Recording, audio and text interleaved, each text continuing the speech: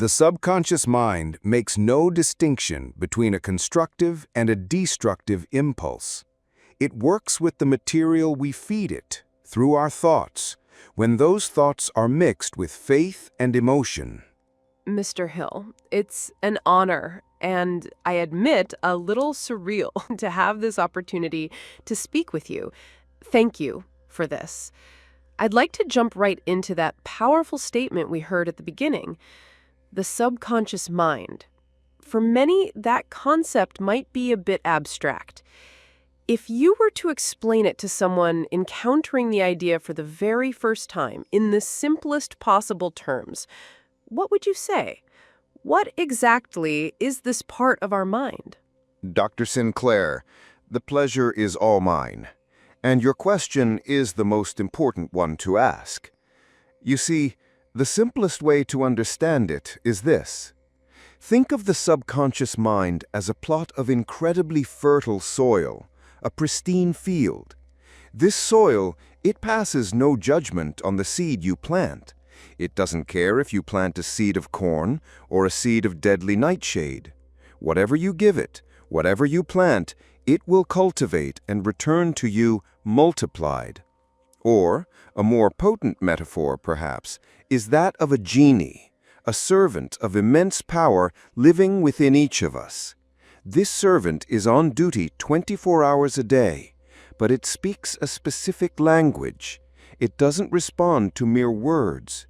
It responds to your dominant thoughts, thoughts that have been supercharged, if you will, with faith, with intense emotion. Any command given in that language, it will work tirelessly to execute. Any command. That's a truly inspiring and hopeful perspective, Mr. Hill. The idea that such power is at our disposal, it's staggering. But, and please forgive my candor, this is precisely where my modern analytical mind begins to struggle. Modern psychology, everything from the work of Freud and Jung to contemporary neuroscience, suggests that this servant, this fertile soil, isn't quite so simple or obedient. It tells us the subconscious is a complex, often dark vault filled with unresolved conflicts, deeply repressed fears, childhood traumas we don't even remember, yet they dictate our behavior today. Inherited patterns we're not even aware of. With that in mind, isn't this view of the subconscious as just a loyal servant a vast oversimplification? And I ask this with the utmost respect, isn't it potentially dangerous to ignore the immense and sometimes dark complexity of our own psyche? Doctor, that question, it isn't dangerous at all. In fact, it is precisely the question that must be asked. You are entirely correct. That vault, it is dark and complex, far more than most people realize. But here is the point. When we are faced with a great and unknown force of nature, say electricity, do we simply fear it and allow it to run wild, to destroy us? Or do we seek to understand its laws, to harness it and use it to light up our cities? Its complexity is not an argument for our helplessness. It is the very argument for our deliberate, conscious effort to direct it. That's fascinating. So you don't deny the darkness and complexity, you see it as the primary reason to take the helm. Your perspective is far more pragmatic than it first appears. But the question remains, how? How does one give a single definite direction to such a chaotic inner world, especially when those fears and negative beliefs have had years, even decades, to take root? Perhaps a real-world example might illuminate this. In your research for Mr. Carnegie, you must have met men who came from profound hardship or failure, men whose vaults were filled with every reason to give up. Is there a story that comes to mind? Someone who managed to overcome that deep negative programming? Yes, many. But one has always stood out in my mind. I recall a young salesman. Let's call him Arthur. Arthur was bright, full of vigor, But every time he neared success, it was as if some invisible force would pull him back from the brink. In sales meetings, he would be brilliant, but at the final moment of closing the deal, his voice would falter, his confidence would evaporate, and he would lose the sale. Again and again, the pattern repeated. He blamed himself, thought he was lazy or incompetent, but that wasn't the issue. In our talks, I discovered that in his very first job as a young boy, he had suffered a deeply humiliating failure. A group of clients had laughed him out of the room. That memory, that repressed fear you so rightly mentioned, was buried in the vault of his subconscious and had hardened into a core belief: I am unworthy of success. In the end, they will always laugh. That program was running his life without his knowledge. I did not ask him to deny the memory. That would be futile. Instead, I asked him to do something different, to write out a definite chief aim. Not just, I want to be a successful salesman, but a precise, detailed goal. In 6 months, I will be the top salesman in my company, earning X amount, and I will command the respect of my peers. And then the crucial part. I told him every night before sleep and every morning upon waking to read this statement aloud, but not like a machine. I told him to close his eyes and feel the reality of that moment, the feeling of pride, the look of respect in his colleagues' eyes, the sound of their applause, the warmth of his manager's hand on his shoulder in congratulation. The first few weeks were difficult. He said a voice in his head would mock him, the echo of those old clients, but he persisted. And do you know what happened, Doctor? Gradually, that new voice, that new feeling of success grew louder and stronger.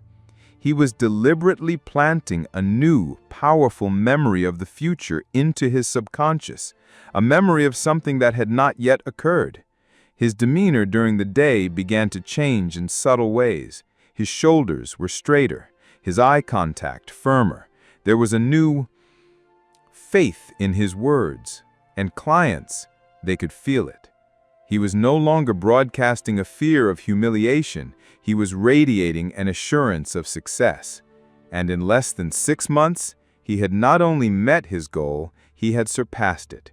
He had overwritten the old destructive program in his subconscious with a new constructive one. So Arthur didn't fight the old fear. He didn't deny it. He just built a new, stronger feeling next to it. A new voice that was simply louder. He fed the system new data. That's far more nuanced than it sounds. It means we aren't defenseless against our old programming. Defenseless? No, never. But we cannot be indifferent either. And that is the key to everything, Doctor. You see, your subconscious mind is a garden, an infinitely fertile garden, more fertile than any plot of land on this earth. Now, picture this garden. If you, consciously, do not go into it each day and plant the seeds of roses, the seeds of success, of courage and health, what happens? Does the garden remain empty? No, never. The winds of the world, the stray comments of others, the fears floating in society, the negative news, these are all seeds of weeds. And those seeds are carried on the wind, and they will land in the garden of your mind, and they will take root all on their own. There is no such thing as a neutral, idle state in this garden. You are either actively planting what you wish to grow, or you are passively allowing the weeds to flourish. Autosuggestion, what young Arthur did, is nothing more than the art of mental gardening. It is the hoe and spade you use to pull the weeds, and it is the choice of seeds you deliberately plant in their place. Wow. A gardener. That changes everything. So, autosuggestion, as its critics claim, it isn't about lying to yourself or just naively repeating positive phrases. It's an active process, a daily responsibility, the responsibility of mental gardening. It means consciously weeding out the unwanted and deliberately planting the desired. That framework is incredibly empowering, truly. Mr. Hill, with this new framework, with this garden analogy, your principle isn't just not outdated or simplistic. It might be more critical, more essential today than it ever was in your time. You spoke of the winds that carry the weed seeds. In your day, that wind might have been a neighbor's gossip or a discouraging article in the local newspaper. Today, we're no longer dealing with a wind. We are living in the center of a permanent hurricane. Continue, Doctor. This is a very keen analysis. Our smartphones, which are always in our hands, are seeding our minds with fear and anxiety every few minutes, with a breaking news alert.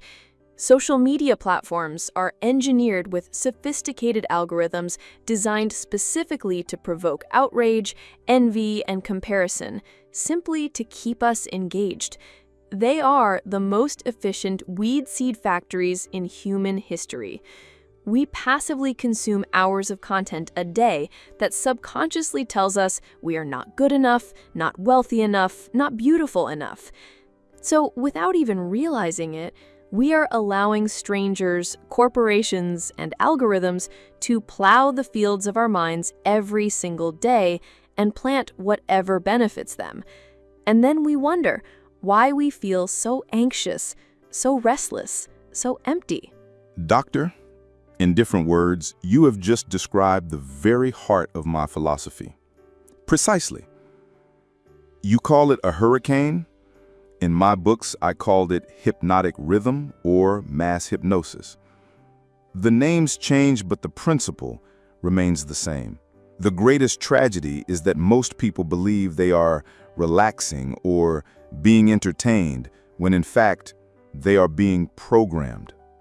They have surrendered control of their most sacred possession, the gateway to their mind, to outside forces, and they are not even aware of the terrible bargain they've made. You cannot expect a farmer who pours poison and trash into his field all day to reap a healthy, bountiful harvest. It is against the laws of nature. And the laws that govern the mind are just as real and just as unforgiving. That image of a defenseless garden in a hurricane, it's a bit frightening, but it's also empowering because it gives us an active role instead of a passive one. All right, Mr. Hill, let's make this entirely practical. For the person listening today who feels like their garden has been ravaged by this storm for years, what is the first, most critical, and most actionable step to begin this mental gardening? Where do they start building a wall to protect their garden? An excellent question. And the answer is simpler than most people think. There is a golden hour, a period of time when the gateway to your garden, to your subconscious mind, is more open and receptive than at any other. That hour is the one just before you fall asleep. As your body tires and your conscious analytical mind, that stubborn gatekeeper, begins to drift off, the path to the subconscious is cleared. The last thought you impress upon it with feeling is the one it will labor over all through the night. So the instruction is this: for 1 hour before sleep, cut off all negative input. All of those devices you mentioned, the television, the news, social media, turn them all off. That is the first step. Stop the flow of new weed seeds. Then, take your written statement of your definite chief aim, which you have already prepared, and read it aloud, quietly but firmly, to yourself. And then the most important part, close your eyes, and for a few minutes, see yourself as though you have already achieved that goal. Don't just see the picture, feel it. The excitement, the joy, the pride, the deep gratitude of its accomplishment. That feeling is the fuel your subconscious mind runs on. Do this every single night. You are, in effect, giving your faithful servant its final orders for the night shift. So, looking at it through a modern lens, perhaps the subconscious mind isn't a blank computer waiting for a file to be copied onto it. Instead, it's a powerful artificial intelligence, an AI whose core algorithms were written long ago based on all our past experiences, our fears, and our childhood beliefs. And if you, as the programmer, do not actively, consciously, and consistently feed this AI new constructive data, new code, it will simply continue to run its old default programs forever. The I'm not good enough program, the I'm bound to fail program. The world is a scary place program. Our job isn't to be a mere user of the system, complaining about the output. Our job is to take responsibility and become the programmer. And that golden hour, that's our first coding session. That is the finest description I have ever heard, Doctor. You are the programmer.